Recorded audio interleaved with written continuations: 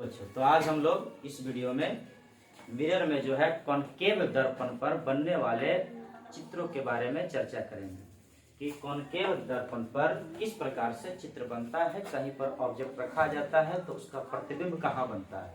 जैसे आप लोग मान के चलिए रटते होंगे, लेकिन शॉर्टकट तरीके से इसको रटने का तरीका है। जैसे ये है गोलीय दर्पण।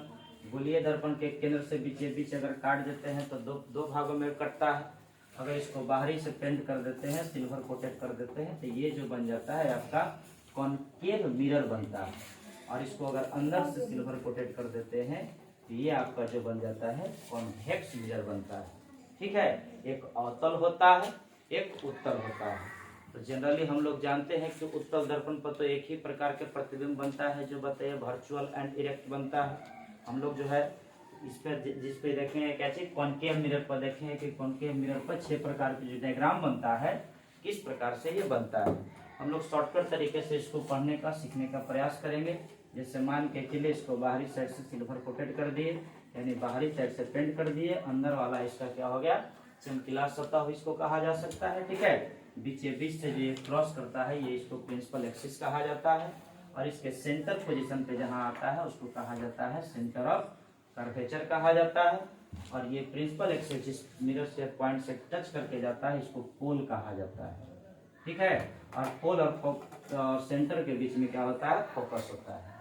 तो हम लोग 6 प्रकार के डायग्राम समझते हैं। जैसे पहला जो डायग्राम बनाया जाता है अनंत पर रखा जाता है, और दूसरा जो बनता है सेंटर और अनंत के बीच में होता है। थर्ड जो होगा आपको सेंटर पर रहेगा, और फोर्थ जो होता है फोकस और सेंटर के बीच में रखा जाता है। और पांचवा जो बताइए ऑब्जेक्ट रखा जाता है फोकस पे रखा जाता है, और छठा जो रखा जाता है फोकस और पोल के बीच में रखा जाता है। यानी 6 प्रकार के प्रतिबिंब हम लोग कॉनकेव मिरर में देखते हैं। ठीक है, आखिर ये किस प्रकार से बनता है। अगर इसको फोकस से सेंटर से अगर क्रॉस करके करिएगा तो उस प्रकार से काट के भी किया जा सकता है, लेकिन ऑब्जेक्टिव क्वेश्चन बनाने के लिए उतना काटने की आवश्यकता है नहीं। आप इसको आसानी से इस प्रकार से याद रख सकते हैं। जैसे मान के चलिए अगर बताइए कोई ऑब्जेक्ट कहाँ पे हो इन्फिनिटी पर हो, अनंत पर, तो इसका बताइए इसका मिरर कहाँ पे बनता है फोकस पे बनता है। इसका मिरर कहाँ पे बनता है फोकस पे। अगर कोई ऑब्जेक्ट अगर बताइए सेंटर और इन्फिनिटी के बीच में है, इसका जो मिरर बीच का जो बताइए इमेज बनेगा फोकस और सेंटर के बीच में बनता है।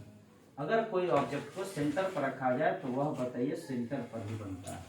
अगर कोई ऑब्जेक्ट को फोकस और सेंटर के बीच में रखा जाए, इसका जो इमेज बनता है आपको सेंटर के पीछे बनता है, या ये भी कह सकते हैं कि सेंटर और इन्फिनिटी के बीच में बनता है।